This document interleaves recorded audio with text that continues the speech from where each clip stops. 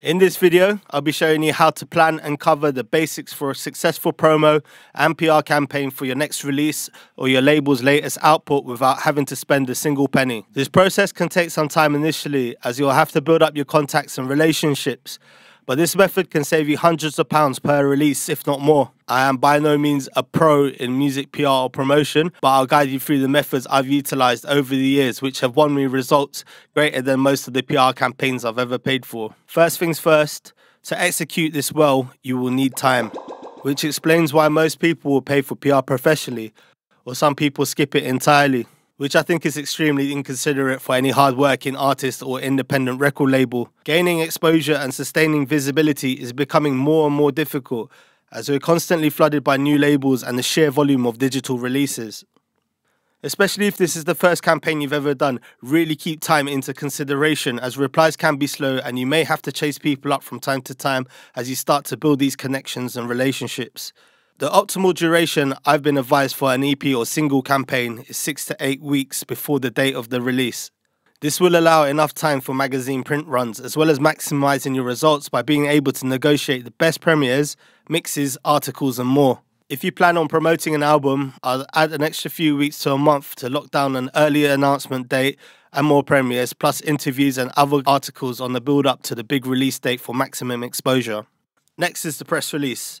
Once the music is finally mastered, artwork is approved and press shots are edited to perfection, you're going to want to write up a concise one-sheet press release. This will include technical details such as the release date, record label. You can include what formats it will be available on, catalogue number. If you feel it's important, feel free to list it. Below all this is a good space to introduce the music and artists to the world. Stories always sell. This section can be much less technical than above. Let people know if there's a message behind the music, what brought it into fruition and how. Your influences and all can be included. Just remember, if you don't want anything mentioned, simply do not include it, as most platforms and journalists will copy and paste excerpts of the press release or even duplicate the whole thing. So make sure you take your time and pick those words very wisely.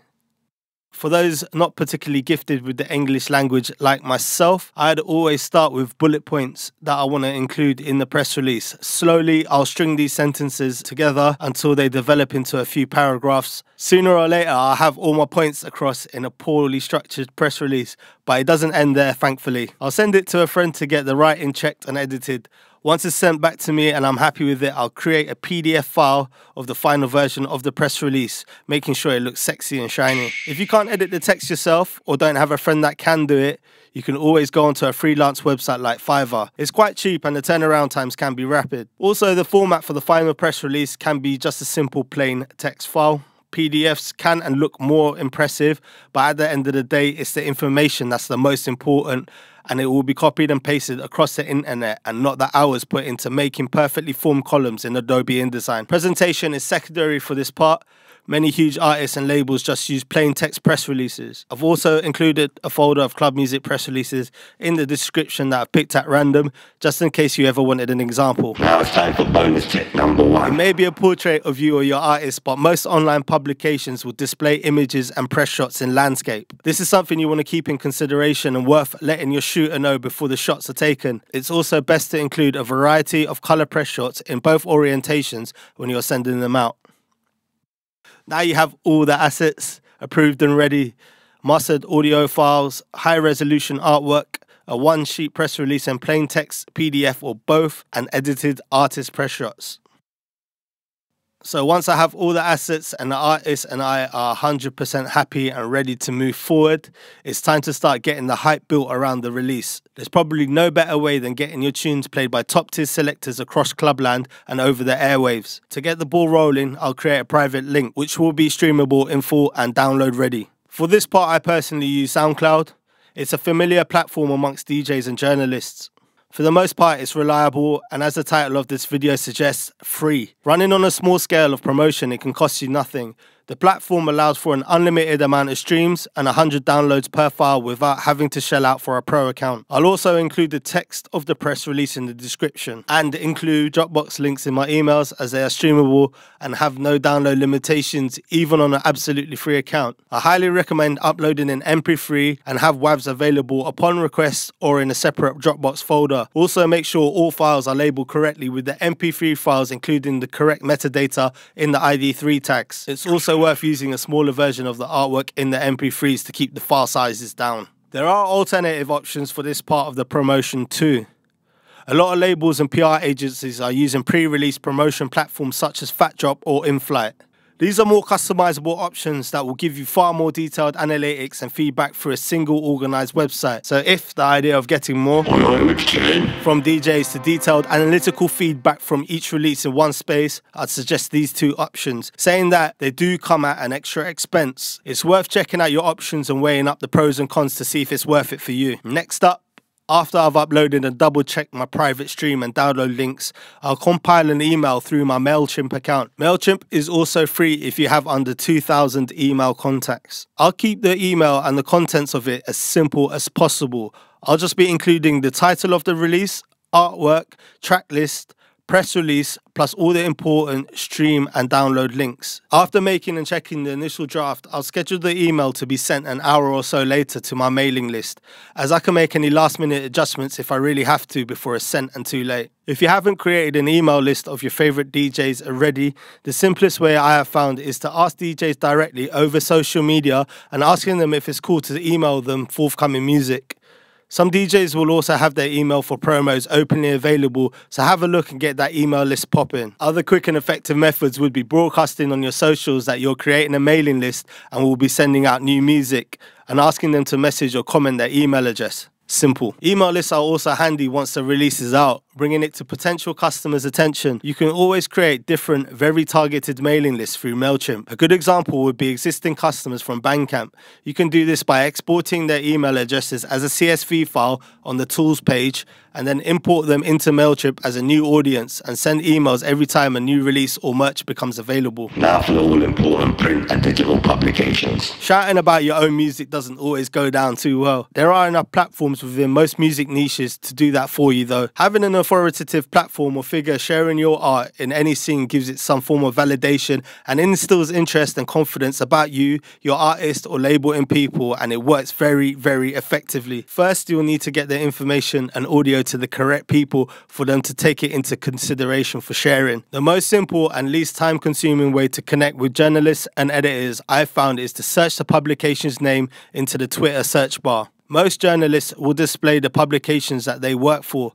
Next, have a look on their profiles and see what they are sharing. Is what you're offering something that they would be interested in? Keep searching and collecting email addresses. If they are not publicly available, make sure to hit them up in the DMs and get that chat flowing. Create and develop these relationships. Another simple way is to just Google search familiar names in the scene. If you are a new label and share similarities with another more established imprint, search them and see who's writing about them, who's premiering their music, who's shining the spotlight on them, what platforms and journalists are really backing these labels. You will soon start noticing patterns and can model these PR successes through your research. This can save tons of time and give you a better idea of how these PR campaigns work. Some websites will include direct email addresses for their staff like Insert and DJ Mag, while most of them you'll have to dig a little deeper using the methods mentioned earlier. For print reviews, you'll usually find the names and emails for submissions on the actual review pages. Next time you pass a copy of Mixmag or DJ Mag, pop it open and see who's most likely to review your music and start submitting and sending their way. Here are the most common articles and features in club music press. If you think I've missed any, please feel free to post them in the comments below. First up, we've got the track premiere, a full stream of one of the songs off the forthcoming release, usually including a short write-up and a link to the pre-order of the full release. This is very common from the announcement stage to release. An EP will usually have multiple premieres from different platforms, with one or two of the tracks only being made available once it's officially out. These are typically shared on the host's SoundCloud, embedded onto their website and shared on their social socials, it's best to delete any public audio previews or radio rips before approaching a platform for track premieres. I tend to prioritize my premieres and offer them out in a specific order, so the site I'd want to feature the music on most, I'll email them personally and let them know I've given them first choice. If they accept or decline, I'll then move on to the next on my list and let them know what is available until I've secured what I think is enough premieres. I know some PR agencies email all their plugs at once in regards to premieres. This is a personal choice, of course. Just do what feels right to you. Exclusive mix or production mix. An exclusive DJ mix recorded and most commonly track listed, usually 60 minutes in length or so. These are frequently offered to DJs, but it's also worth asking platforms at the time of release, as it's a great way to explore and showcase your new music and sound. Next up, you got an interview, Q&A, back and forth for questions and answers, giving further insight into the mind and methods of an artist. These usually come in long and short form. Next, you got DJ charts. Some magazines and websites still do charts, sometimes not even just music-related ones. Most online retailers have them too and can be freely submitted by the artists like Juno, Download, Beatport and more. So it's worth checking out your favourite retailers and seeing if they have one and if you can contribute or not. I know some distributors like Cargo encourage artists to create these during the release period. Bonus tip number 2. Once a platform announces or features your music, it's sometimes worth resending that link out to other publications. Try not to be too spammy, but hit everyone up. Once in a while, other publications will reshare it on their own platform. Usually smaller, less known websites, but sometimes the bigger ones will bite too if you're lucky. Here are some additional avenues to consider. Streaming has changed the industry over the last few years. Whether you love it or not, it plays a huge role in how we consume music now, and it's definitely worth locating playlists that are promoting sounds similar to yours, submitting your releases to them to be featured. You can also submit one track per forthcoming release directly to Spotify through your Spotify for Artists page. Launch party or event. Link up with promoters or friends and put on a party to celebrate the release and all them hours catching that Studio 10 from your computer monitor. Guest mixes, guest radio shows. Hit up DJs and stations that support your music and the scene and offer to record a guest mix or come down to the studio and shell it down live. Be active. Travel if you have to. Get your sound out there. Radio is probably the closest chance to experience club music out of a dance or live stream context. Give more people a chance to hear it through familiar and more unusual channels. Live stream. Whether you organise one in your mate's shed or hook up with the Keep Hush equivalent of your local town or get lucky enough to get a slot on Boiler Room, live streams make for great video content with high interaction rates and shareability, plus an opportunity to link up with artists and fans alike. Competition. Drum up interest with a chance to win a freebie of some sort. Can work great on socials and a way to quickly build up an email list. This is one of my favourites. A short or long string of dates can get your music to a new audience in no time. This can also be a big earner for artists willing to organise and travel a tour. If you want me to make a video on how to set up a simple tour without a booking agent, comment Tasty omelette recipe. and I'll cook something up for you.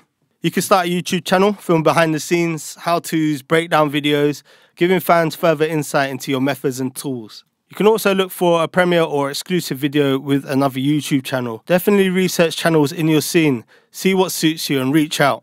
As social media becomes even more prevalent in our lives, embracing it will pay far more than ignoring it when it comes to promo. Repost the links platforms share through your own channels. Spread them as far as possible. Once you've sorted out premieres and articles, it's worth setting up your own content for the more quiet times. You obviously don't have to abide too strictly to this. It's just better to be prepared with content than letting interest in your presence fizzle out. The thing is to keep at it all. Keep building those relationships and mailing lists. Who knows, one day you may even start your own communications and marketing agency. I hope these bits of advice and tips have helped to demystify some of the methods and processes of PR and promotion and inspire you to try it for yourself and put the power back in your hands. Until next time, take care. Bye.